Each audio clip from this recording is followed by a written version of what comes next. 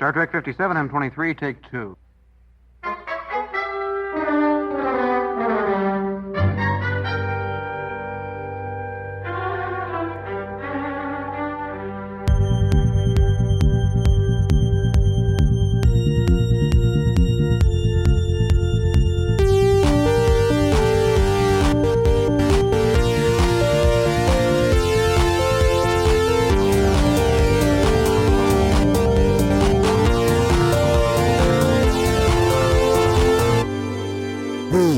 Star Trek Podcast. What is your happiest childhood memory? I see what you're doing. Concussion. My head's fine, doctor. Humor me.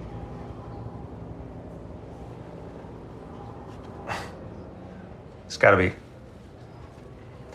My mother, she worked at an academy that trained pilots.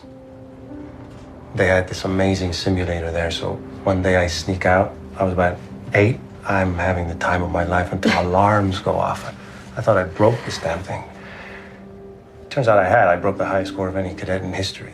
So I climb out, and admirals and captains are there, jaws on the floor, seeing this 8-year-old kid. And my mom, she's looking at me, pretending to be angry, but I knew she was proud. And she said, "Ah!" Cool story. You guys all ready? You guys all ready to talk Picard? Oh, it's Picard.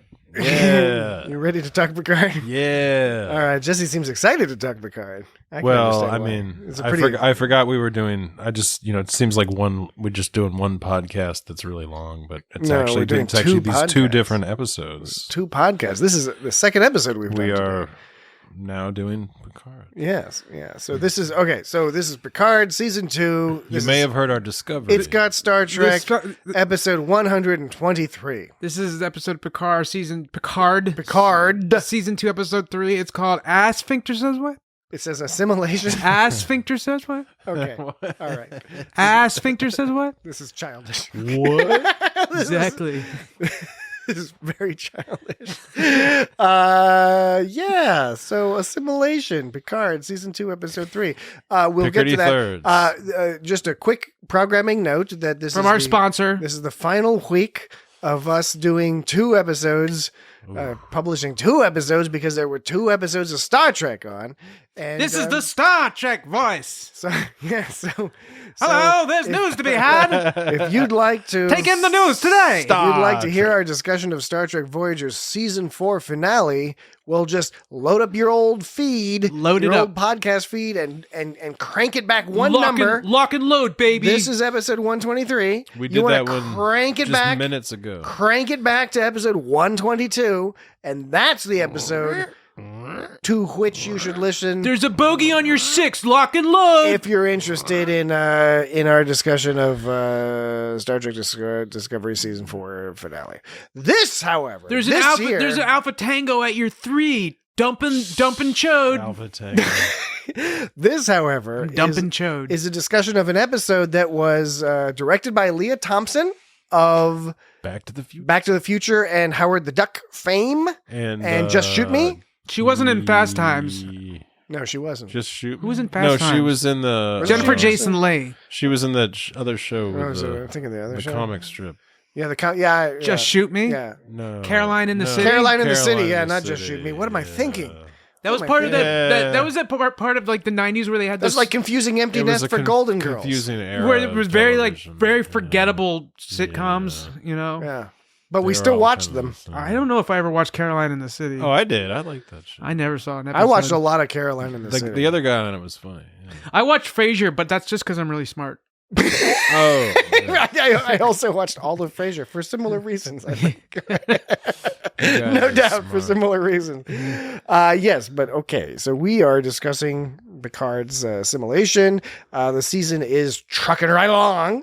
It's another banger of an episode. Word. What, trucking? The way you said it, you were like, trucking right along. Trucking right along. I thought you were trying to, I thought that was like the title of the episode you're trying to say. I was like, that doesn't sound like that. I'm just, Trip Tucker the Third. It's just, I'm putting a little verve into it. Verve. Some chutzpah. You keep giving me that verb. We'll be playing a funeral dirge. So what's Verve, with swerve. the question I have? The question I have after 3 episodes of Picard season 2 is what's going on with the butterflies? We noticed the butterfly theme going on. Well, she did mention something about butterflies, but I that was more like the butterfly effect. Yeah, that's what I thought. Okay, this is what I'm trying to get to, right? This is what I'm trying to get at or get to. I don't remember any other butterfly imagery. Okay. Am I missing something again? No. Just like last episode, I missed like them going back to 2024 in LA. I knew they were traveling through time. I knew they were going through LA. They didn't actually transfer. They didn't go back in time yet. Right, but they said they were going to 2024, yes. And for some reason I had it in my head that they said like 2240 or something. I thought they were going back to normal time, except in LA back then. And then you guys pointed out to me, it's like, no, they said 2024. And I was like, oh yeah, that's like modern day. And for some reason I put the Sanctuary District. I put the wrong number in the wrong place. DS9 past tense time. So period. I'm trying to say that I sort of like my brain doesn't work well as it used to. Not that it works all well in the first place. I have that problem. My brain doesn't work well as it used to. I know what you're talking about. So we are getting older. So my point being is I missed it. I think I missed the butterfly imagery to which you were referring. Now. For those who have missed the butterfly imagery, do not delay. Don't delay. No. Do not get too upset. Do not self-lambast yourself. Don't self-baste yourself. No immolation. Yeah, none of that. None of that is necessary. Gasoline. Because it has been subtle. And I would be a scheming little fraud if I claimed to have discovered this on my own.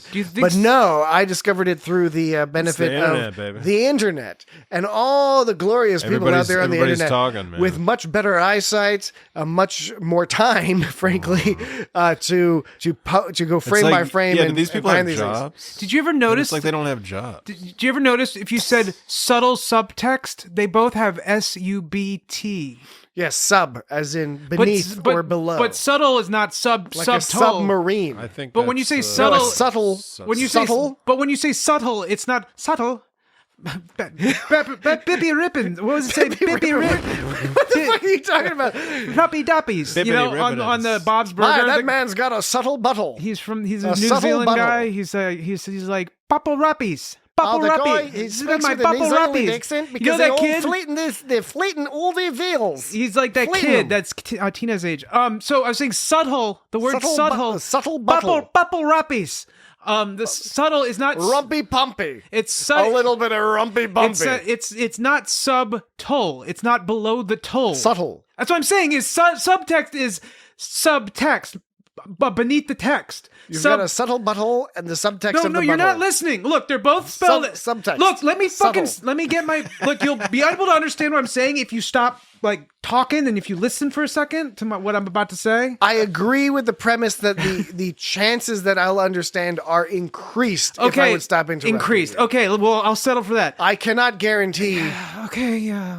Full comprehension. Okay, SUBT. Got it. Subtle, subtext. SUBT. And they're both subtle and subtext. Yes. But along with that, you say subtle subtext. They both have to deal with stuff that's kind of like, ooh, sneaky. Yes. Yeah. But subtext is beneath the text. Yes. But subtle is not subtoll. This is familiar ground that we're trotting. It's not beneath the toll. Do you see what I'm saying? Okay, yeah. Jesse, do you see what I'm saying? I see what you're saying. The butterflies. Well, as long as you see what I'm saying. Earlier in the season, in episode 1, on the La Serena, when it was under the command of 7 of 9, the boxes of medical supplies she's carrying have a butterfly logo. Oh, that's right. Now, that's point number 1. I used to work with a guy that always went, Point number 2. Even when he didn't get it, he thought he'd get it. You worked with a guy? Yeah, every time he thought he figured it out, he'd go, oh, was it a Bennigan's? that's it. And it turns out he didn't figure it out. Was it a Bennigan's? Point number 2. Point number 2. At Teresa's clinic, the logo on the walls, you see the logo a few places, the logo is a butterfly. A similar butterfly logo. At Teresa. Teresa is the doctor who helps Rios. Now, Teresa's clinic is called, what is it? The Mariposa? Yes, the clinic is Las Mariposas. Clinica Las Mariposas, which is like the clinic of the butterflies. That's Look at that. Spanish. So it's named after butterflies. Last season, there was a scene that I can't quite recall, but I barely recall, of Picard fiddling around with a butterfly, which I believe was a synth butterfly. Oh yeah, he did have a synth fly. Okay. A synth butt fly. A synth butt fly. He had a subtle buttle. Subtle butts, bubble rappies. Subtle buttle. Subtle buttle. Subtle subtext of butter, bubble rappies. Rumpy pumpy. I didn't say that. I did though. So butterflies. yeah. Now butterflies. God, this is taking forever. No, it's not. Jerky. No, this is a all long good. journey we're taking. This is not a long journey. This is this is a extremely erudite conversation about the Star Trek Picard season 2 episode 3 Assimilation. That's what this is right here. You on the say It's Got Star it will Trek be podcast, true. Episode 123 of the It's Got What do you Star think? This is Trek the podcast. field of dreams. If you build it, they will come. If you say it, it'll be true. Is that what you're saying? No, you're talking about that book that everyone in LA reads called like the Secret, where when you read the book, it just says think something and then it'll happen. It's sort of positive affirmation. I know what you're talking about, but I wasn't referring to that. Okay. The butterflies, right? Traditionally, the butterfly is a classic literary device to represent transformation or change or growth. It's very subtle. Subtle subtext. Is what You're just all about the subtle subtext today.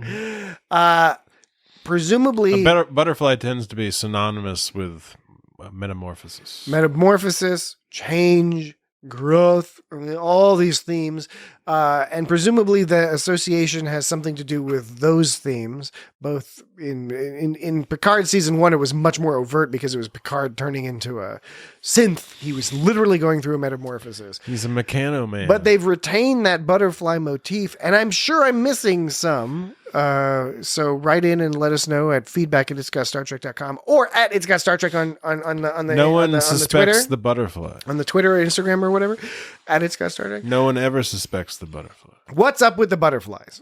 Is it just a metaphor? Probably. Is it something more? Maybe. Why is the logo so similar between Teresa's clinic and the medical supplies that were on the La Serena in the future? It's one of those things when you're flipping around in time and Q's involved. You go on Twitter and you hashtag sci-fi butterfly.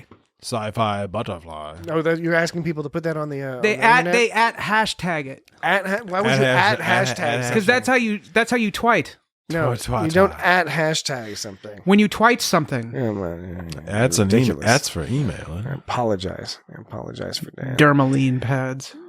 You want some Dermaline pads? Do you think those are some drug pads? I'm not taking any fucking Dermaline pads. Okay. So butterflies. I'd rather have a No, I'm done with the butterfly. Okay, so deposit of polonium. Yeah, polonium. This never occurred to me, and it happens all the time since the dawn of Star Trek. But when they're all in the ship, and it really stood out to me because of the way the special effects worked in this episode at the beginning, when their ship was all zip zapping around and goes zoop de loop de doop and the floopy de boobs and stuff, when it's like you mean when they're trying to escape from the Confederation ships at the beginning? Yeah, and they were flipping around and spinning and stuff. They have the inertial dampers, right? Or dampeners, depending on what school of thought you're. See previous episodes for that debate. We should start a war over it. If you have the inertial, I'm going to say dampers. I'm not establishing which one's right. I like saying damper. It's fun. So inertial dampers, it keeps you from flying around the ship, right? Hamper. Like when you do this peanut hamper. When it does this the inertial dampers is what allows you to stand still while the ship goes floop-de-doop-de-doo, right? Mm-hmm. And defy all that G-force and centrifugal force. Not like totally. So how come sometimes when it dampens the inertia? So how come when they get hit with laser beams, it causes them to jerk? You know what I'm saying? Because they have the inertial dampers.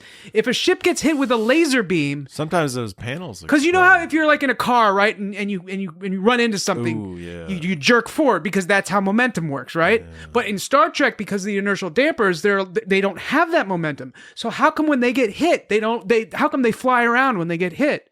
You know what I'm saying? I have a theory. I have a headcanon theory, and I don't know if it's something that other people subscribe to or not. Mm-hmm. But my theory is that it's a matter of attenuating the inertial dampeners, such that if you turn them up too high, walking around feels super fucking weird, and you don't like it. So they have to give it some kind of weird give. You want to have a little inertia. When you're walking, imagine walking around a Galaxy-class starship. With no inertia whatsoever. A carpeted... No. Imagine a lot of it.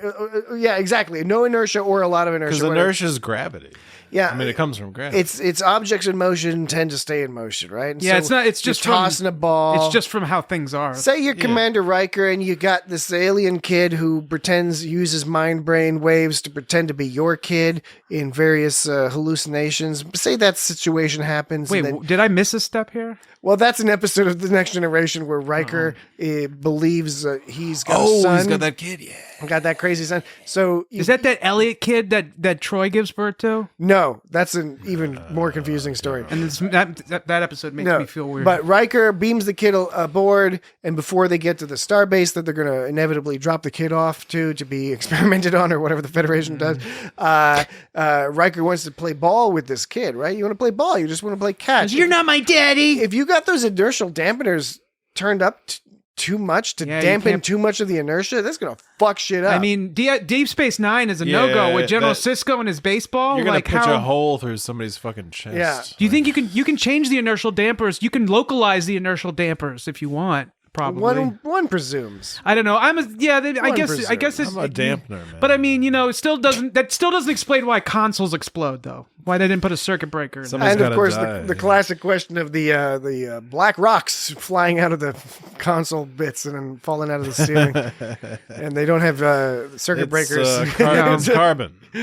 But yes, you gotta have a little drama. But little drama. So Q mentioned the fear thing again. He says, "This is the only kind of life you understand. Shall we see what else has been lost in the wake of your fear?" So this is totally like fear. We've talked about fear of his getting intimate. Fear, and then in this alternate universe, it's like that fear of intimacy is perverted itself into this offensive form of destroying before the fear even gets allowed to hit you. So he becomes this fascist. Or the fear of telling Wesley that he ordered his Wesley's father to his death because he wanted to get frisky with Beverly Crusher. Exactly, it's all fear, man. You got to be honest with yourself and others, because if you can't be honest with yourself, who can you be honest with? Wesley's father. So Q is referring to this fear business again. Q, we only see it for this brief moment. It's very interesting. Yeah, maybe we didn't really see him in the last episode. A brief moment here. I thought Raffi knew Picard a little better. She's like, you and Q have been.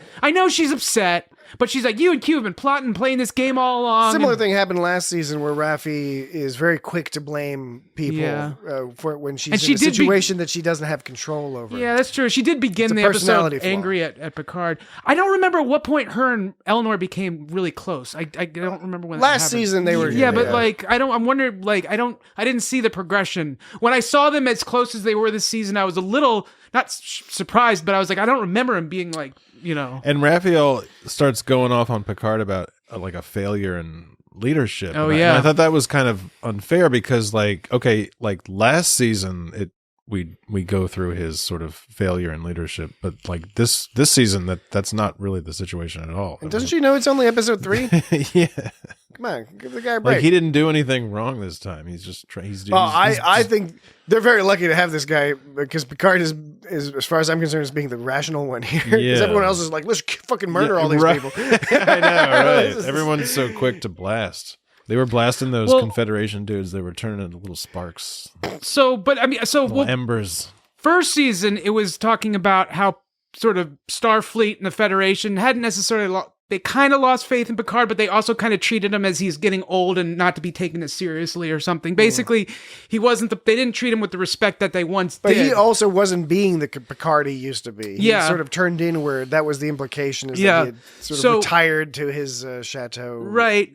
And then he came back and demanded. He went to the admiral and said, like, "Hey, let's get a whole fleet of ships on this." And she's like, "Go fuck yourself," But that was showing when you were talking about Raffi turning on Picard, because in the first season it was like all of Federation and all that. They didn't turn on him, but they were at odds, and it was his crew and his friends that they're the ones that stood by his side the whole time, right? Well, in this season, now his crew is starting to like turn on him a little bit, and they'll probably, I'm guessing it won't just end with Raffi, because Seven seemed pretty pissed off too, about like she wasn't too happy about that situation too. She's got a lot of Borg hanging. Yeah, out. but on the other hand, Yeah, I don't she know. does. I don't know how long it'll last because they're yeah, it's hard to tell, but it seems like if there's certain themes they're keeping with, Seven's it's like got a if- cooler head. and things seem to be working in the sense that they both have the same goal, right? There's an A plot and a B plot here that basically is what we're going to discuss, and you can pick whichever one you want. But I'm saying like, okay, the A plot is the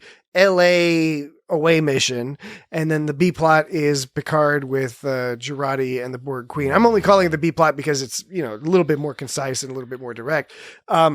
But before we even get to that, right? First, my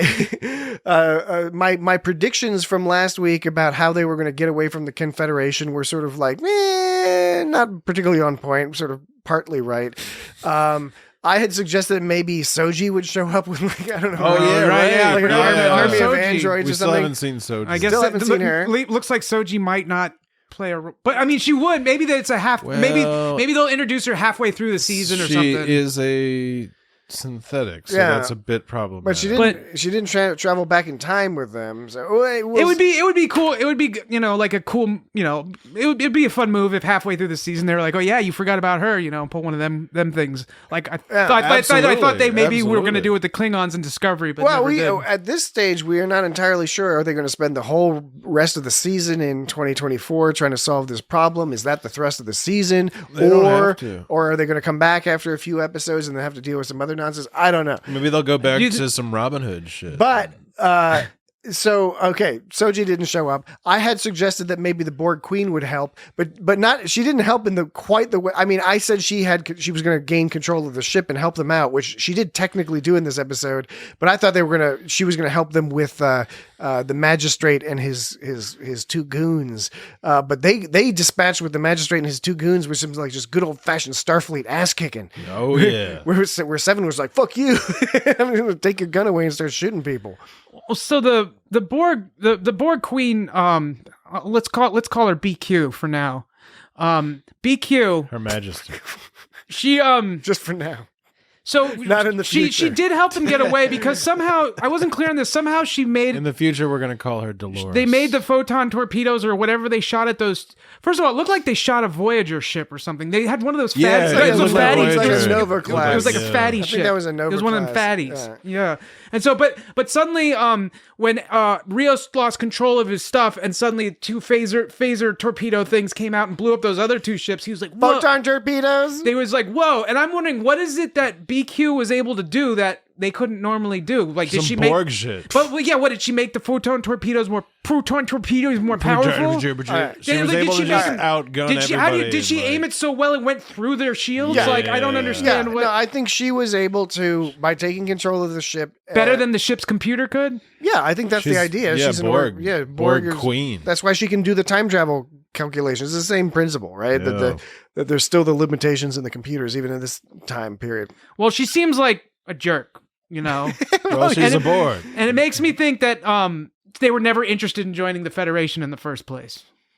You know? No, but you can still. They're still like they need her to. They do need her. They Picard need is her. right. Yeah, they need her. You can call her an ally. You can call her a useful ally. Yeah, they need her, and that's part She's of serving a function. right, and that's part of the drama is that they need her, and it's bringing up this. And whole this is the good drama. But This is the good drama right. because she is a known character who's all fucked up, and we know she's an antagonist. But now she's in a position where we can benefit her and she can benefit us. Agreed. I mean, But, us as in the Starfleet. but- I'm self-identifying with Captain Picard and his friends. That's allowed. Yeah, know because that- he but- was saying how the Borg could be a useful ally, and it's Right. true. Yes. because we know that there's so much worse crap out in the galaxy The Borg- besides just the Borg. Okay, so the Borg like could a traveler The, guy. okay, we need it makes for good drama now because they need her and she's like not trustworthy or whatever. But then but going back to the first episode where where BQ was attacking, and we were wondering, well, BQ. is BQ really? Are they really attacking, or do they? Because the Borg said they wanted to join the Federation. Then it looked like they double crossed. I have no doubt that the conclusion of this season is Picard is supposed to come back and be like, we'll let you do whatever you want.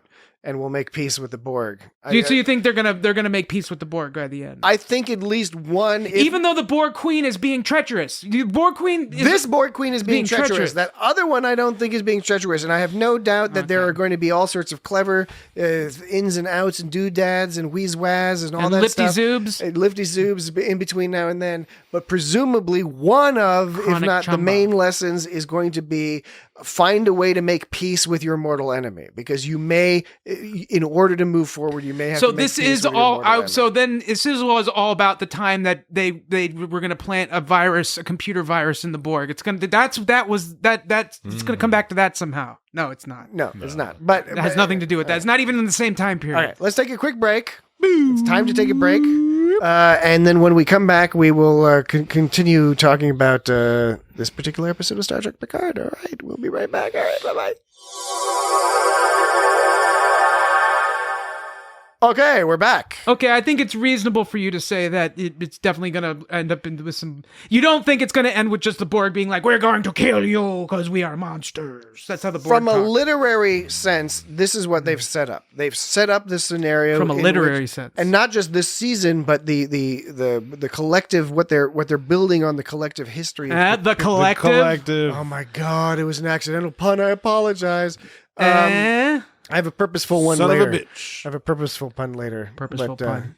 But yes, so to me, from a literary sense, this is what makes sense. The history of the Borg, Picard in particular's history with the Borg, Q showing up and saying he has to learn some lesson. If this is really TNG style Star Trek wrapping itself up, then it would make sense for the Borg thing to... And it would make sense for the lesson to be that the Borg were a huge part of that show. that you have to find a way to evolve and make peace with people who were once your mortal enemies, Mortal. And there wouldn't be...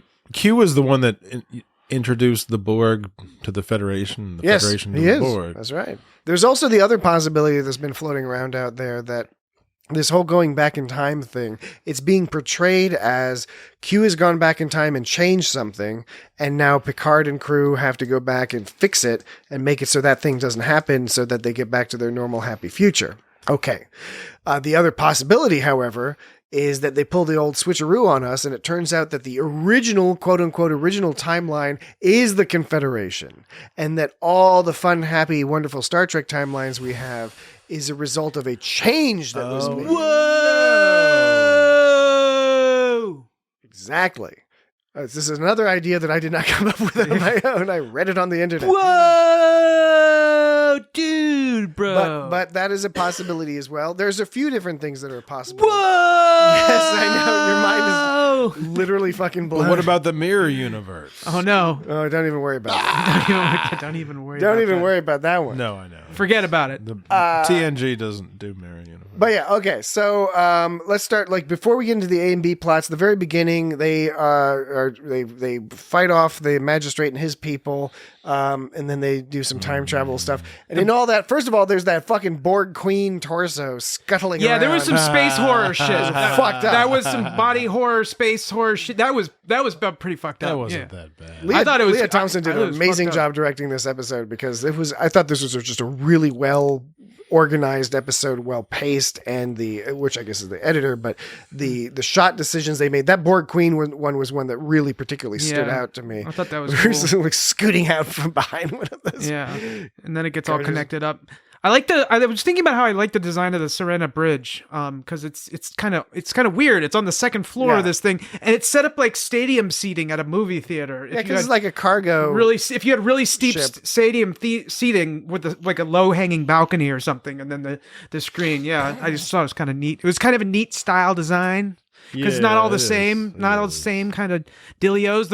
The other ones are more set up like a theater, like a stage. But this one still has a stage. A theater. I don't know. A what I'm talking about. theater. You know what I'm saying? I like the Star Trek 4 style. No, time we actually travel. don't, Dan. Can you please finish? No, I can't because I lost my thought. Oh, I thought you were done. Theaters were originally for pagan religious rituals. Wait, you guys what? Fears for pagans? Theater is for pagans. Theaters. Oh. Theater is a pagan thing. And I was commenting on the Star Trek 4 style time travel, and not specifically just the method, because it was a method that they used in Star Trek 4 and in a couple of TOS Did they go warp episodes. 9.5 around it like they did here? Yeah, like 9.99, warp around the sun. 0.5. What is that? But what was cool is half a warp. they did they did Star Trek 4 style, like glowing happy faces and sparkly stuff. Yeah. It didn't go into what they didn't do is the Star Trek 4 proto CGI acid trip CGI whales and heads floating around in some sort of Right, white. they didn't do that, but they still had it still had that same kind of vibe of like, you're going back in time in Star Trek, like it was pretty cool because it all like stopped and then like it looked like things were reversing, sort of. Reversey. And of course, in this whole incident, Elnor is shot. For some reason, he's not vaporized like the other people, but he's vaporized. What? You couldn't No, get he's to not see- vaporized. You wouldn't That's see what- his green blood. he was shot with the same weapons as the other That's people, a good but he point. wasn't vaporized. He didn't explode into a blood powder. Yeah, it was mildly Embers. confusing because he wasn't Fire vaporized, which is great. embers. It's good that he wasn't vaporized. On the other hand, he was shot in the shoulder, and you think, oh, that's okay. He was shot in the shoulder, but then Shot in apparently the being shot in the shoulder is shoulder. bad news in this particular scenario because he ended up dying. In the Typically, end. that's not Yeah. that bad. So Maybe they hit an arterry. Not that I'm an expert. That's what happens is if you hit yeah, an but artery. they You put could the hit some- dermaplast. you What could was hit it? some Dermaplast? shit, Is that what they yeah. call it? Dermaplast. Dermine pad? Dermine Dermaline. pad? Dermaline. He's It's a dermaline. He's fucking Romulan. Dermaline? How do you know where his fucking artery is? I don't know. But it's They gotta be, know. They know. They got to be in a reasonable It's probably spot. part of basic. There was a lot of xenobiology. green, there was a lot of green blood. It's part of xenobiology, so don't be xenophobic. It's got to be in some sort of reasonable spot. I'm sure. There was a lot of green blood. My balls are in my knee. They're in my Okay, knee. all right, fair point. Fair point. All right, touche. We did that one already. We Yeah. did Star Trek 6. That was a long time ago. Look it up in the old feed. Scroll back a ways. So Or go to the website. Go to itsgotstartrek.com and you can click on movies. It's the only movie we've done, so you'll find it real easy. It'll be right there. So Elnor gets shot, and that's I guess they just didn't know what to do with him this season. Well, no, So- they were setting up some sort of motivation, I'm guessing. Yeah, I know. Well, yeah, obviously, but Elnor, It's just more suffering this for Raffi. this pissed off a lot of people, by the way. well, that's what I'm saying is like they chose Elnor Yeah. to make the stakes high, but then you're cutting out Elnor, and I guess they figured they did all they could with Elnor, but you're saying they could have explored some people. I'm not Did saying people just nothing. want to see this guy that fucking chops people's heads off and shit? Like, I'm because that dude saying- is so violent. I really like Elnor. I'm sad that it looks like, at least for the time being, we're not going to be Yeah, I'm too. seeing Elnor. Elnor could be revived. and him and Raffi had a good relationship. They do, and I can see them wanting to have some more emotional motivation for people to go there. Now, maybe in Star Trek you don't need that. Maybe people could just want to do the mission and save the whole universe, the whole timeline. It may not be a necessary thing to do. On the other hand, we don't know what they're going to be doing with it because it could be that Elnor comes back to life once they fix the timeline. It could be he's revived in some other way. It could be the Borg Queen fucking put some nanites in him and he becomes a half Borg person, and then that's a whole thing Whoa, where that'd be crazy. Picard has to deal with his Those shenanigans. effective surrogate grandchild. That being old gag. But they've kind of He's done still, that like, before. Picard's number one. They did that fan. with Icheb and Seven and stuff. So, I don't know if that's something they would bother doing, but I can understand why people were upset by this. It didn't bother me too much other than the sadness at the prospect that we won't get to hang out with Elnor much. Yeah, that because was- I do like his character quite He's a bit. fun. He's a fun guy. But we'll see. Maybe I guess they make it worth it. But yeah, maybe there just wasn't really any more to explore about his character. By the end of the maybe season, they thought we'll know. And maybe they thought it'd be more interesting for Raffi's character if he died, because this is sort of like planting the seeds of her sort of turning against Picard. And maybe it doesn't go anywhere, but maybe it does over the course. It's Like just more, his crew it's more turns on him suffering more. for Raffi.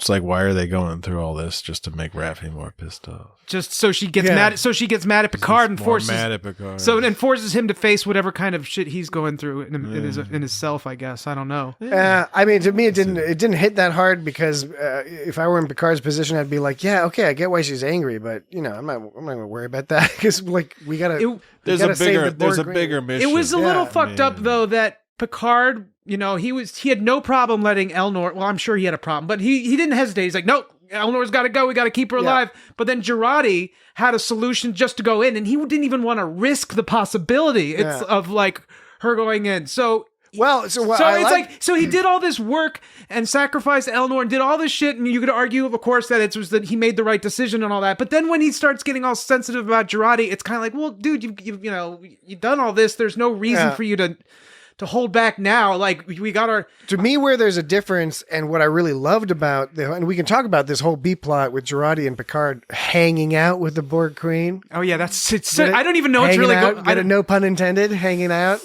No pun intended, hanging out with the Borg Queen. Are you talking about because she has no body? She's hanging. Because she's all hanging up there? In stasis. Yeah, I didn't get hanging out, no pun intended. I felt she was more strapped in. No, she was clearly hanging. She was dangling. She was hanging and dangling. I taught her how to dangle. First of all, Alison Pill, yet another chance for her to just demonstrate her acting chops. She did such a wonderful job with this whole scene here. But Patrick Stewart, also, the anguish on his face. The reason why I disagree with you a bit, Dan, is that for him, he knows what it's like to be assimilated. And now we already have that pre-existing understanding that Picard is freaked out about the idea of people being assimilated. In First Contact, he straight up murders crew people while they're in the process of being assimilated because he's like, fuck that. They don't want to, I'm putting them out of their misery, right? Here we learn like a cool piece of lore that I don't think we knew before about the Borg assimilation process, where Picard refers to it being a sort of euphoria. That's right. I was noticing that's never been mentioned before, and it seems totally awesome to be a Borg. But Seven is all. She's all traumatized by it, but it sounds like it was all, heroin and roses. I don't think it was that bad. You think Seven's being dishonest about her trauma? No. I think it's a separation. Yeah, it's a separation. I think it's the same thing as separation from the collective. Look, I really honestly think it's intended to be sort of an analogy to an addiction to opioids or something like that. Well, yeah, opioids, in the sense that you feel the euphoria, but if you feel euphoria all the time, you basically become a zombie. It's a useless feeling in the sense, because in order for it to have any real meaning, there has to be a relative difference, right? Yeah, that's why you can't be happy without being sad. Right. That's why heaven seems boring, because somehow we're supposed to believe in this static sort of perfect existence, but how can anything be perfect and enjoyable? Because there's no difference, there's no change, there's nothing, there's no change in current. Like when you hang off a wire, you don't get electrocuted, but if you touch the wire and then you ground it, that's when you get zapped, because it's the difference in the current or whatever. I mean, that's a good good example. I was just going to say having a party. Like, a party is no fun if you have a party every day. I think they have that in the Hitchhiker's Guide to the Galaxy about the party that never ends. Right, but it just gets boring. Yeah, it's the same principle. It's like the restaurant at the end of the universe. It's the same principle though, of like any kind of change drives our emotions and what we're feeling, and it's what drives life. Like, fundamentally, at a chemical level, it is differentials relative differentials that drive the biochemistry of life, is why, and it drives our culture, drives the process of being alive and living a human life. Which is why perfection seems like such a. I mean, you can't really argue about perfection, whatever. Because you're right. I know. You're going to say it would be stupid, and I agree. It would be because stupid. it's the same all the time. It would be horrifying. It would be a horrifying, mindless. But the conceit there, I guess, is like, well, somehow it surpasses that. It's like, no, it's one thing all the fucking time. That's boring. Exactly. But my stupid human brain, I guess, can't. Anyways, what were we talking about? We're talking about Star Trek. Talking about euphoric. Oh yeah, Borg's not that bad. And so, Jesse, you said that leaving the collective is what fucked Seven up. You were saying, well, why is Seven all traumatized? Because you're not a part of it anymore. So there's a withdrawal. Not a part of it, and they totally went. And everyone hates her. They went all in showing her what it was to be human, and to embrace her humanity and to go back to being human. That was like the whole thing on what was going on in Voyager. Yeah. And literally, to be human, you have to have some sort of angst going on, right? Yeah. Otherwise, what's the fucking point, right? Yeah. That's what I'm saying. And so to me, the Picard, because I know where you're coming from in terms of Elnor had to be sacrificed, or the risk of sacrificing him was worth it because of the importance of the Borg Queen to the mission. But in with the Jurati thing, And now Jurati's voluntarily super overconfident, or like seems to be overconfident about this whole like plan about getting assimilated. And Picard has his own personal anguish about that. He probably has mission concern about that. Like, is this even going to work? She's just saying it's going to work. He's familiar with how strong the Borg Queen can be, and he's probably got some hope in the back of his mind that he can just like talk to her or some shit and get the information he needs. But the added anguish, which was so well portrayed by Patrick Stewart, is that as Jurati's talking, Picard is also realizing she's absolutely right. It's why not try it? It's a reasonable thing to try, given the people involved and the situation, right? So he's got that anguish he knows it's the right thing to let her try it, but he doesn't want to let somebody voluntarily She's really be assimilated. qualified. She's the most qualified person to do that. And yeah, she seems to be all overconfident at first, and then it turns out no, she's a total badass about it. She totally like swiped the info. She didn't just like learn the information. She's from the friggin' Daystrom. She stole it from fucking the Borg Queen's brain. Took it out of her brain. There was a reference to Spot, because she goes, if anything goes bad, you'll be the first to hear about it. That and how much I miss my grade school cat. Yeah. So that's like some backstory as to why she has Spot 73, as if there's been 72 that she's tried before that. I don't know, but I like the dropping the little breadcrumbs around there. But okay, so she goes into this conversation then with this Borg. This whole scene, I don't have a problem with this scene. It was just I didn't really understand what was happening. It's like I got what they were doing basically. Have you seen the movie Sneakers? Yes. Where they like hack into stuff? I've like Dan Aykroyd yes, hacks I've into seen stuff. Sneakers. It's like that. It's like when Dan Aykroyd is like hacking. It's been a into long something. time since. bad. No, okay, Have no. you seen the movie Hackers? Okay. It's not exactly like that because that movie's kind of ridiculous. Let me clarify. Let me qualify what I'm saying. I get what was happening, but if you think too hard about it, Have you seen The English Patient?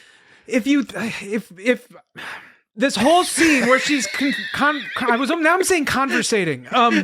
When she's conversing, when she's talking to the Borg, when Jurati's talking to the Borg Queen behind the scenes, the BQ, and you're left to believe, there's doing some. Yes, I get what they're doing, but if I think about it too hard, the logistics, it just doesn't really make a lot of sense. What's going on? Because the Borg Queen should be squirting nanites into Jurati's body and not Jurati's body. So Jurati's subconscious is separated from the Borg Queen. The Borg Queen only has access to Jurati's consciousness, and somehow that keeps her safe. It's like, you can run rampant on my consciousness, but my subconscious is over here, so that means I'm safe. Yeah, this is all. And this is all presuming that there's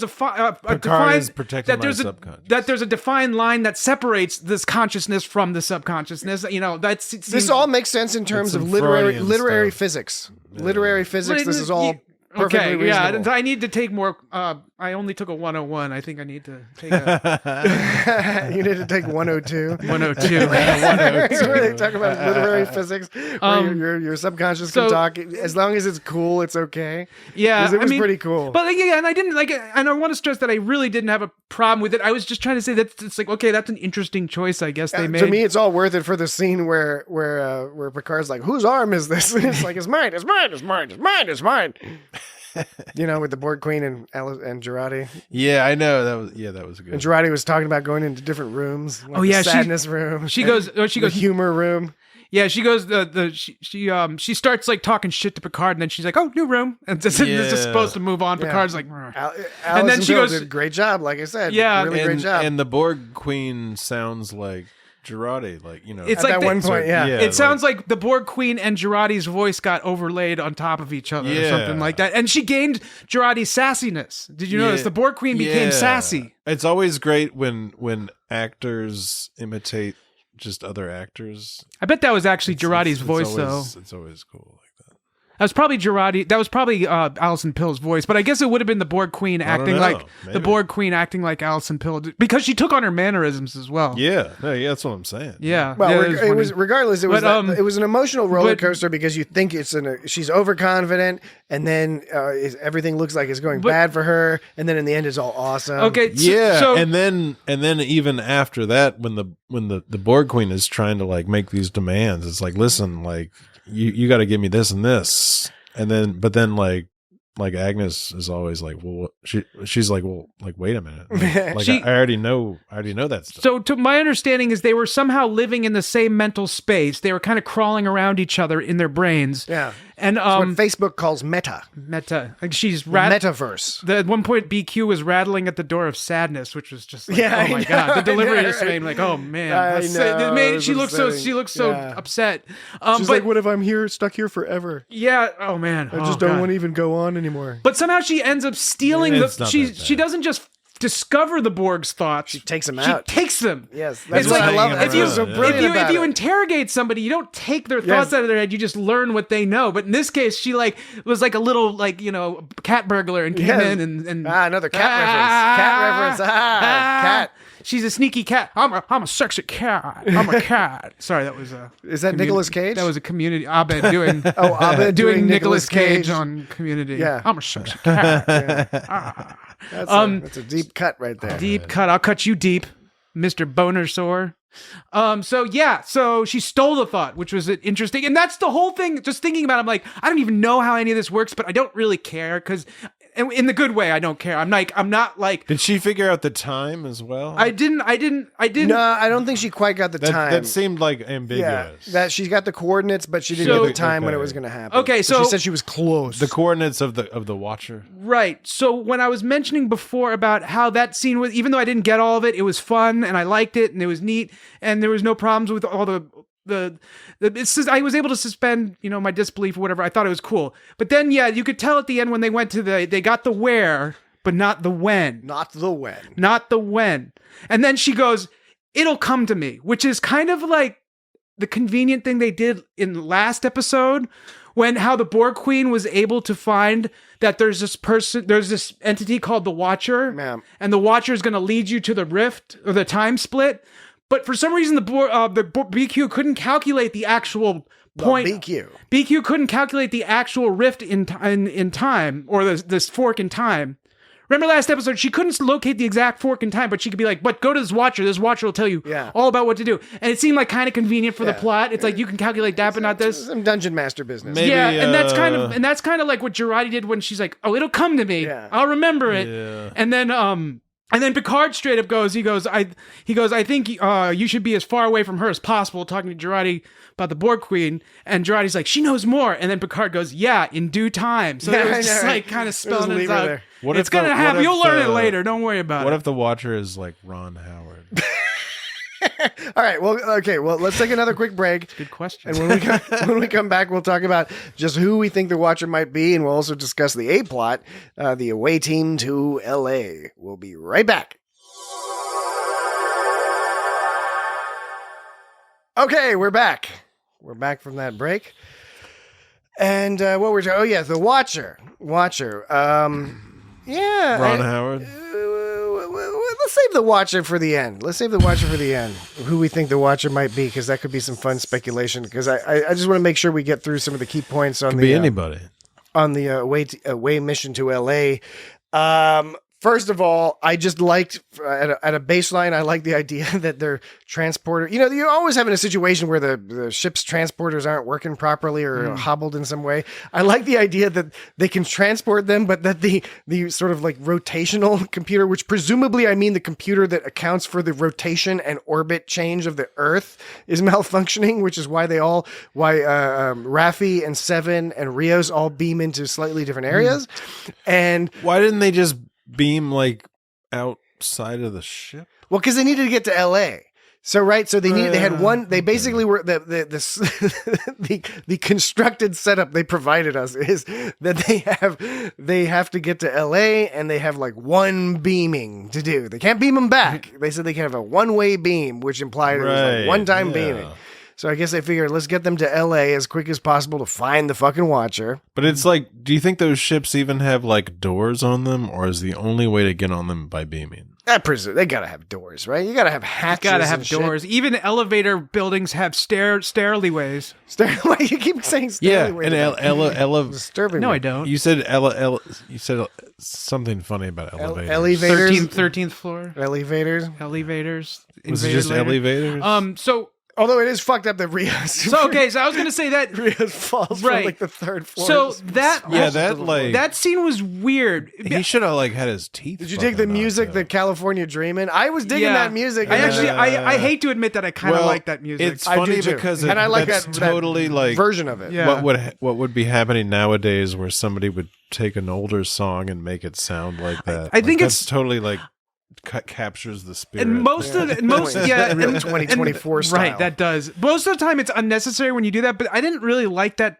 I like that original song fine, but there's something about it's got creep me out vibes. Oh, the original version of It's California creepy. Dreamin' is a creepy song. Yeah, it is. And so maybe So I just kind of covers like are much better. It's a creepy band. So Those people were that fucked. that Rio scene, it was a bizarre scene because Because it was basically a record scratch without the record yeah, the scratch. music cuts. Yeah. So my brain, like, first impulse was to process it like it was like a slapstick comedy Yeah. beat thing. I was like, oh, this is the funny part where he falls on his face, and especially And with, it kind of was. and it was because a lot of comedy. Until his like blood is just oozing out of his fucking Right. mouth. So a lot of That's a comedy. rough So a lot of fall, comedies, now get really into the idea of these brutal falls and playing for laughs, and they get up, they're like, oh, but then, yeah, it goes up to his face. Everything's all like, oh, that's surprising and weird and kind of funny. My brain thinks it's funny, although I know it's not. And then there's a pool of blood below his mouth, and that kind of Blood. It kind of reminded me. blows It mouth. reminded me of the scene of the clown on stilts that fell over and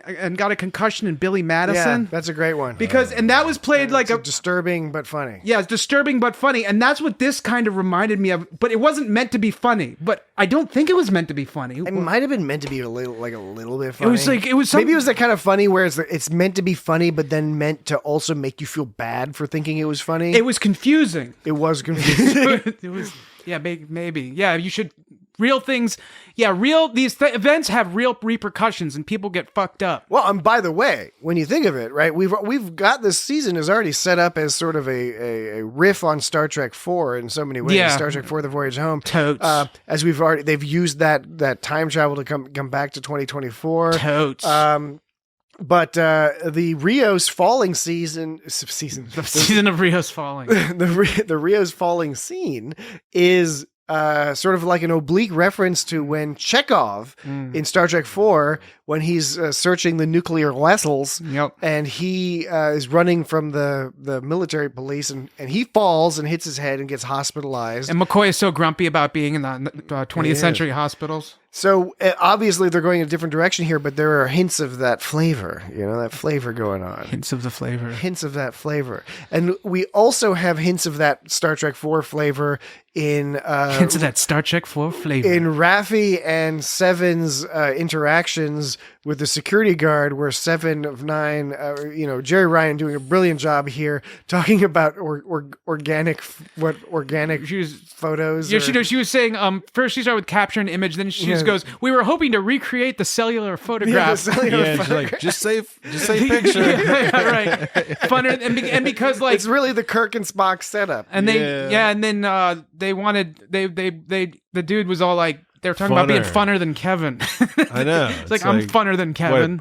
Like 2024, like there's just no more proper English. Well, and But it was a fun. Funner is not a word. Yeah, I know. Funner. more Can fun. Borg even say stuff like that? Could Data say funner? Data couldn't even say it. Like You- he'd you try would- and he'd break. You would he think might that, be able to say that funny. He just couldn't do contractions even- except when he could. even an ex-Borg right. would know that it's more fun. Yeah, even an ex-Borg would know that. Yeah. I mean, the grammatical side of my body was mildly upset by that. So it was the. But it was funny. It was funny. No, yeah. So that Seven, It was funner. just like in the last episode when Seven said to the magistrate, her husband, it's like when she was basically like, "Well, I know what the plan is, but why don't you tell me what the plan is?" And obviously she didn't know what the plan was, and she was trying that old gag, but she did. I liked it, and it was funny, and they pulled it off. In this one, they did the old gag of like, saying words all funny in this weird, funny way, but it pulled it off. It was really, Sensor. it was really funny. It didn't come off as cheesy or weird to me No. at all. I thought it was really funny. And the security guard was played by Matthew Kaminsky, who he previously played a crewman Cunningham on a few episodes of Enterprise. I think in the second season he showed up.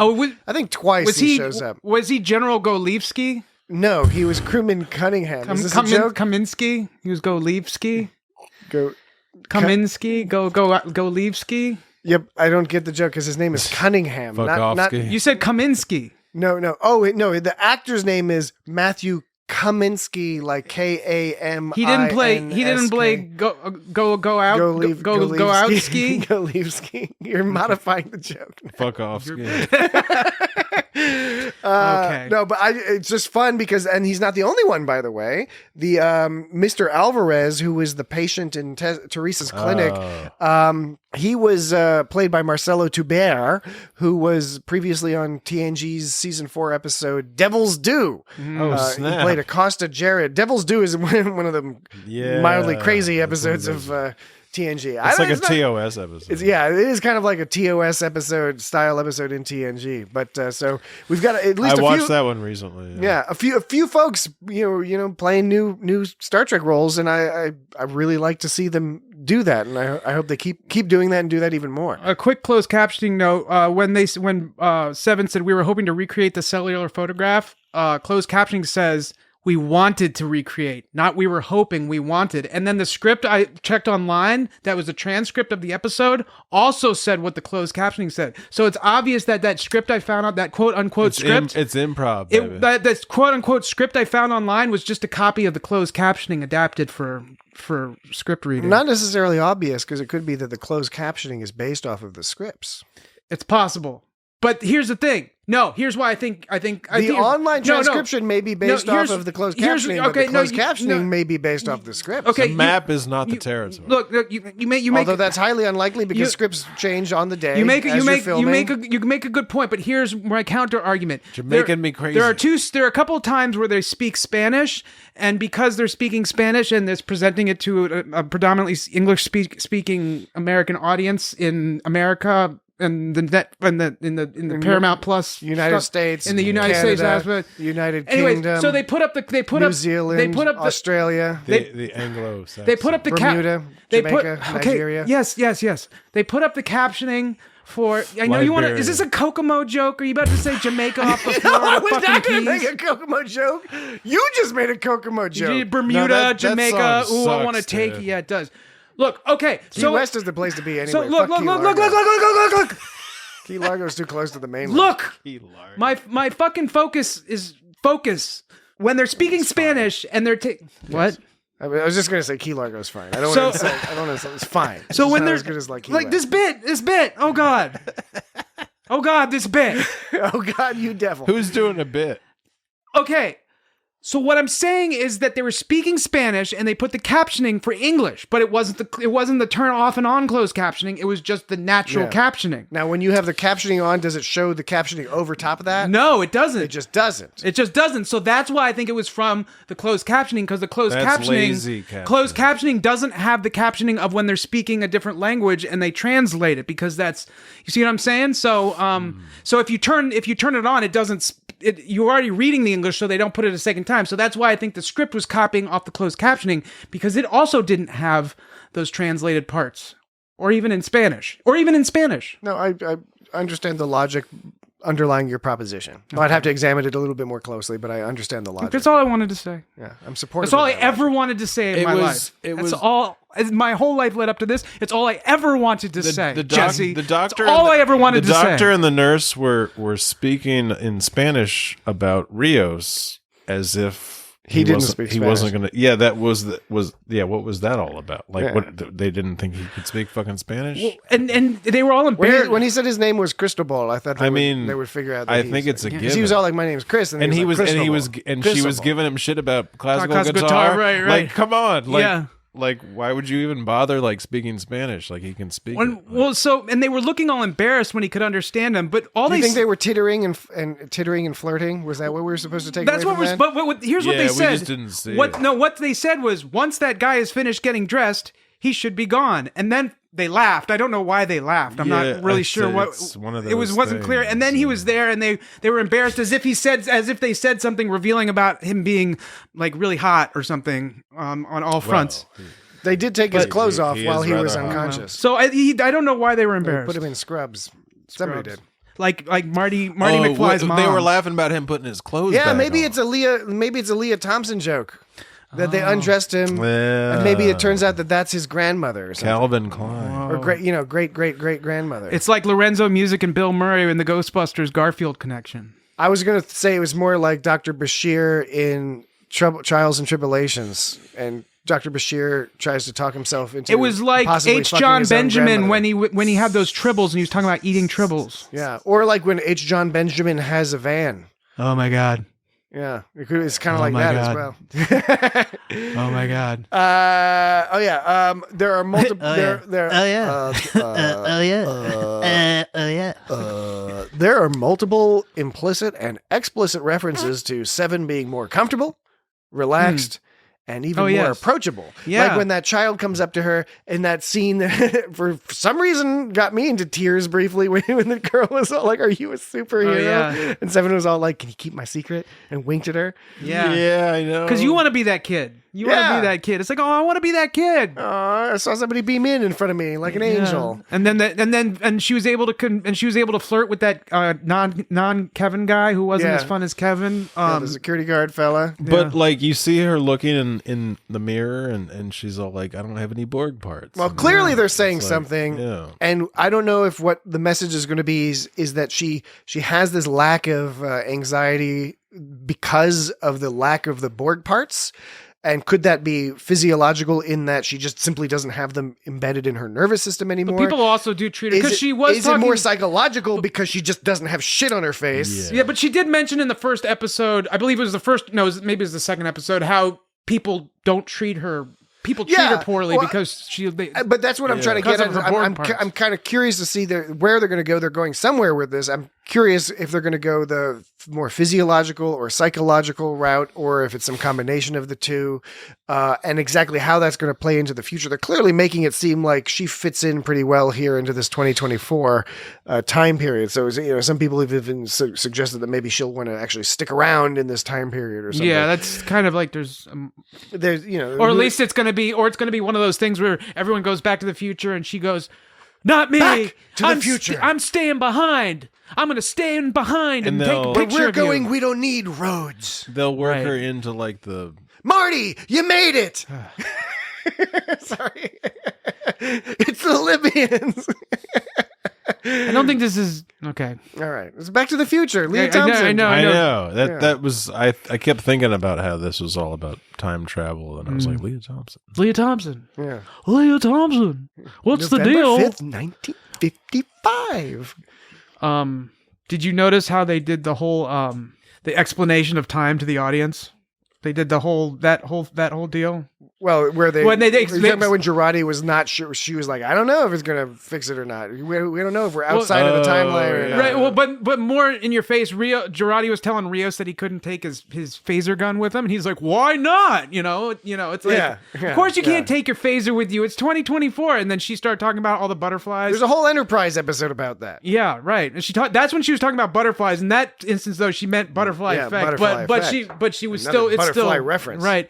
But there's others in there. But that was definitely because Jurati is kind of like the one that engages with the audience. So in that instance, she was basically explaining time travel. It's like, remember everyone, he can't take his phasers in case you You think they would have done a little bit of research and replicated some kind of like phony ID looking thing, so everybody, I guess their ship was without power. The excuse was all set up for them to rush out. Even their clothes that they took that looked kind of okay still looked weird because Teresa was like, "We washed your weird clothes. Your weird clothes." I think I mentioned though last season that Jurati kind of played the role because there's often a role, and it's often in the form of the audience surrogate, the comic relief. But it often comes in that form. But yeah, the audience. I've never heard that term, but that makes sense. Sort of like the character that he said that before is connecting to the audience.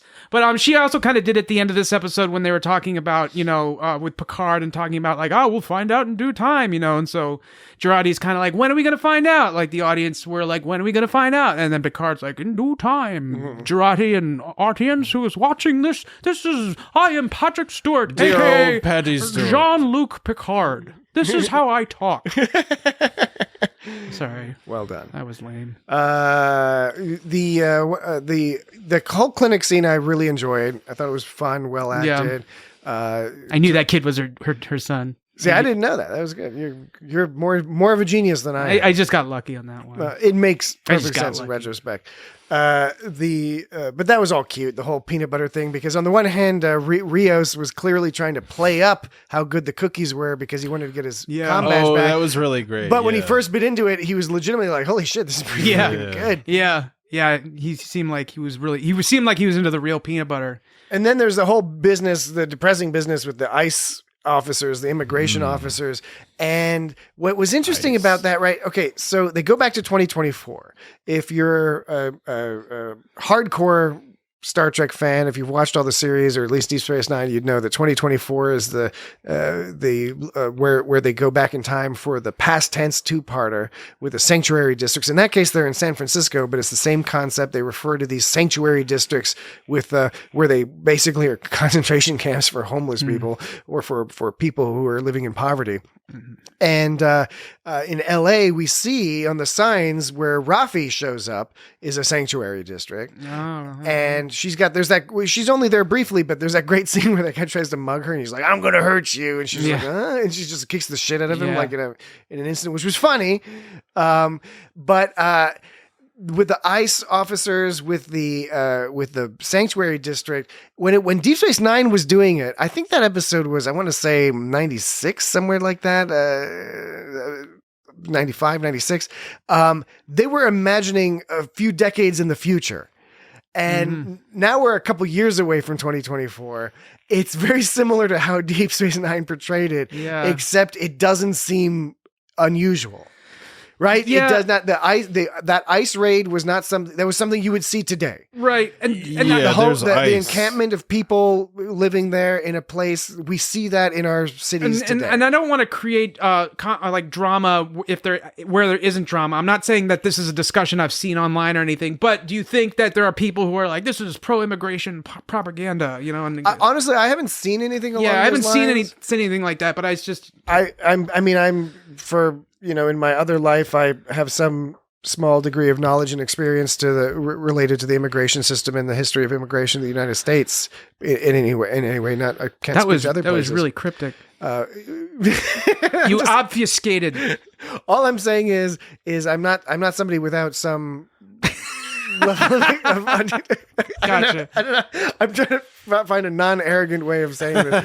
That I know my shit. That I know some stuff about this area at a higher than layperson level. I've been to school and all. And so it was interesting to see this portrayed here, and particularly interesting to see that this, along with the sanctuary district concept, we're now living that. We're living what Deep Space Nine was talking about. It was prescient in that way. It's not that stuff didn't exist at those times either, but to make it a plot point, I think was very interesting. Point. Now, no doubt, I'm sure next episode we're going to see the grand escape of Rios and Seven or Raffi. They'll help them, and it'll be a fun thing getting away, and they'll let the other immigrants that were caught free them, and because nobody likes ice. Yeah, they suck. But yeah, so good old fashioned. Excellent Star Trek style inclusion of contemporary stuff. It's just instead of being 2 decades in the future, it's 2 years in the future, and it's today. It's just today. They're just showing stuff that happens just today. Yeah, and yesterday. Seeing that ice stuff like next to Star in like the middle of Star Trek, stuff like that is always a little jarring. Not in a bad way, but in a like whoa. When Star Trek does that, it's always great. Sometimes they use metaphors, and sometimes they just straight up show you the actual thing. Sometimes there's Gary 7. And sometimes there's Gary 7, sometimes there's Gary Mitchell. Gary Shandling? There's no Gary Shandling. Gary 7. That kid, he was all wanting about that cookie. His name was Ricardo. And when he got a cookie. Did you notice that he got a cookie? When he brought it down, you saw Teresa. I'm sure that kid gets plenty of fucking cookies. Well, I'm saying, from what we've seen, he wanted the whole plate. So Rios was going to give the kid that plate of cookies, and then Teresa took it. But if you watch, the kid still got a cookie. He still got a cookie. Did you notice that? Yeah. So he grabbed one off the top. but in a minute later, when he's walking by, he says, "I just wanted one cookie. I don't see why it's such a big deal."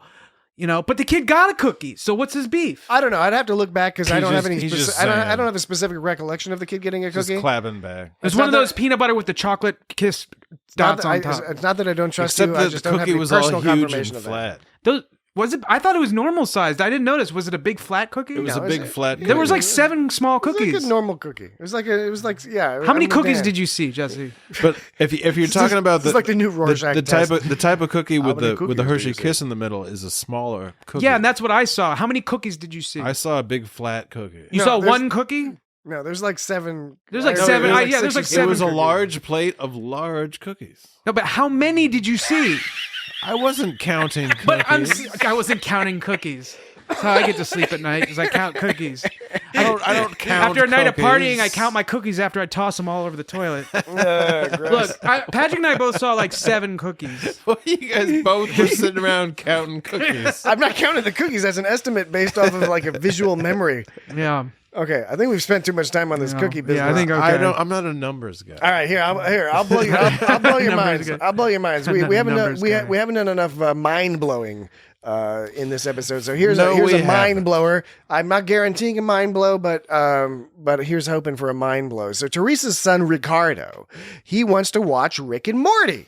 Right, he Now, does. Rick and Morty, in addition to being a show that deals with all sorts of crazy time travel shenanigans, although it doesn't also because they hate time travel, but that's a whole different thing. It's not the first time we've had a contemporary television show mentioned in a Star Trek episode. I'm sure there are multiple examples, but what first came to my mind was in Enterprise's Carbon Creek, which was an episode, we discussed. I think we discussed that in Yeah. episode 77 of the podcast. That was a sure really good did. episode of the podcast. So Carbon Creek. You think 77. You don't think, you know. Well, now I know because I looked back at my notes. I remembered 77, and now I looked at my notes, and I've confirmed 77. Number 77. It's on the website. The Vulcan, one of the Vulcans in Carbon Creek, who's hanging out back in the olden days of what was it, 1950s, Mestrel, he wants to watch I Love Lucy. So he mentioned I Love Lucy, which was on the TV at the time, right?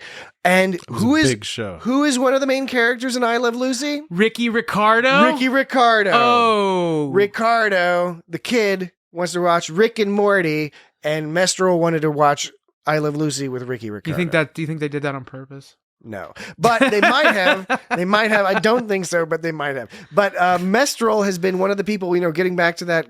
Earlier we said we discussed who we think the Watcher might be. Some people have said I watched you watch him. Some people have said, "Oh, it's just Whoopi Goldberg as Guinan," because we know she's Yeah. been hanging out in Earth. She was in San hanging out with Francisco that in no the good Jean-Luc Picard. 1800s, so maybe she's down in L.A. now. But Mestrel was one of the people suggested, And as, she was in L.A. in the episode of exactly Picard. Yeah, yeah, she's in L.A. now. That's why I was thinking. But Mestrel was suggested as another candidate, the Vulcan, because he came That's to interesting, Earth yeah. in the 50s to hang out, and he didn't go back with his friends. He wanted to hang out and watch the Earthlings. Watch you watch him. He wanted to watch you watch them. So that's a What if it's the possibility. That would be Guardian, fun. the Guardian of Forever guy? Well, I mean that guy is always there. Q could always be there. But then there's also Gary Seven is another one. Gary Gary Seven, Seven. like you Yeah, were saying, Gary totally, Seven, dude. he came to Earth and he knows about time travel and aliens and shit because he was sent to Earth specifically to help keep track of things. So mind blown. I don't know, but It gives me something to think about. gives you That's for something to sure, think about, Patrick. especially that whole Ricky Ricardo and Ricardo business. Yeah, it's like Bill Murray and Lorenzo Music and the whole Ghostbusters Garfield connection. Yeah. I've noticed you've been referencing that a lot. You like lately. this? It's just really neat. it You just is- like kind of it's a neat showing thing. off that you know the name I know- Lorenzo Music. I just like to say Lorenzo It's Music. a mental adventure. But it definitely all centers around Lorenzo Music. I mean, Definitely. How wouldn't it? A meant adventure. When Rios was telling Teresa that story about the flight simulator, It was an awesome story. Yeah, it was. And Touching. he goes, I knew she was proud. And she said, and then go, and she's like, cool story. Now, is this going to be completed later? Is it going to be a situation where Teresa's going to be dying and he says it to save her? Or what more likely is the case is Rios is going to be dying and she asks him to tell her to finish the story, right? He's dying and she's like, no, you can't fall asleep because we all know every time you're in danger, if you fall asleep, that means you're going to die, right? Is that true in real life too? Because if you're super injured and you fall asleep, they always say, don't fall asleep. No, Stay that's with just me. if you have a If you have a concussion. concussion. So, but they treat it in shows and stuff all the time. Like, just stay. They do it for drug overdoses too. I've noticed. Maybe drug overdoses are similar. Where if you Could fall be. asleep, I don't know. I ain't a I don't- doctor. Anyways, Neither one of them's going to Teresa's a die. doctor. Teresa's a doctor. She would know. But they're I'll probably tell you, gonna, I think I know. I think I know how it's going to resolve. So I'm just saying. I have a guess. So They're gonna have wait. relations. So Rios is gonna be like dying, and she's like, "Don't fall asleep on me. Tell me the story. Finish the story." He'd be like, "What story? About the flight simulator?" And I thought you didn't care about that. She's like, "I was listening the whole time." No, okay. That would be funny if that. I think how it's going to resolve. Just I don't like know that. the specifics, but I think how it's going to resolve is that when he explains what his mother told him when she was so proud of him, it's going to be some colloquial phrase, and then Teresa's going to realize, hey, that's something I always say, and then Rios is going to find out that Teresa is Rios's great grandmother. Oh, is this after they kissed already? I don't That know would that they're be going to classic kiss. Star I don't know Trek. that they're going to kiss. I'm not talking about anything sexual. Just kiss. No, I don't. Well, think they're gonna kiss. sexual as Luke and Leia As sexual as Luke and Leia. when they kissed. Would you think that was a sexual kiss? Yes, it was. Yeah. So But George Lucas didn't know they were brother and sister yet because he hadn't made that up yet. Right. Because he's a fucking liar. I mean, I like Star Wars, but George Lucas is a fucking liar. Yeah. Good stories though. Good tales. Uh, All right. Anything it else? right Any out other of his thoughts on ass. The Watcher? Any other ideas on The Watcher? You know, Gary I have no Seven I have or- no I watched ideas. you watch. Could it be some random new person?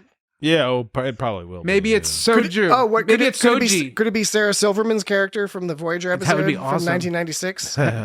See, these kinds of cameos is something that like I simultaneously like really want, but I also don't want because it's like, you know, careful what you wish for. Maybe but it's it would Barkley. be, but if they did it right, it would be such a cool tickle. I'd feel so tickled in my Barkley. tickle. Maybe it's zone. T.J. Hooker. Early ozone deterioration. Why is there early ozone deterioration? I thought we fixed that problem in like the early Well, 90s. We haven't fixed it yet. Yeah, we Well, we got it better. you know, we did sort of fix it, but the Yeah. problem is it's a lagging indicator because the CFCs that go up, they stick Yeah. around forever, Yeah, and but that's the problem. but I would So they cause the problem for long after we stopped putting them in the air. okay. I was just thinking she could glasses half full kind of way. She could have said it is like, oh, the ozone is improving. But they wouldn't know that because they have one point of reference. They use stochastic. They don't have a time series. They don't have time series data. They use statistical calculated stochastic analysis. I think in this case, it's as simple as they don't have a time series data set. They only have a single point in time reference for the. Well, data. maybe they can tell by the way the atoms are shaped that they're getting stronger as opposed to weaker. I don't think they probably I don't. don't think that's how atoms work. I don't think they know a ton about that time period because it's like, you know, like the time prior to some sort of catastrophic Yeah, shit prior going to World down. War Yeah, III. World War III. It's like They're always going back to that time period and wondering how we didn't get to war sooner. Yeah. There was some debate on where they and some confusion online about where they crash land because they're all at first saying like, well, we've got to go to L.A. and then Picard's like, no, we got to go. We'll go here, and he puts in some new coordinates. I thought they were going to go to his vineyard. They did. They Yeah. went to his vineyard, but it's not 100% clear, and I understand why people could be confused by it.